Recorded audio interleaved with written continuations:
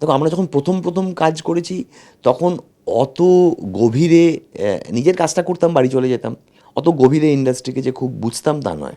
কিন্তু দিন গেছে আরও অনেক বোঝার ফলে একটা জিনিস খুব স্পষ্ট হয়েছে, আমাদের ফিল্ম ইন্ডাস্ট্রির একটা চরম রাজনীতিকরণ হয়েছিল, যেটা আমাদের ইন্ডাস্ট্রিকে ক্ষতি করেছে। আহ, আমাদের ইন্ডাস্ট্রির সুবিধা অসুবিধে, সেখান থেকে কিভাবে আমরা তাকে এগিয়ে নিয়ে যেতে পারি, আহ, এই ব্যাপারটা মানে ইন্ডাস্ট্রির মানুষজনই সেটাকে মানে কি বলবো, সেটাকে এগিয়ে নিয়ে যাবে, তার মধ্যে সেখানকার মানুষরাই সেটাকে ঠিক করবে।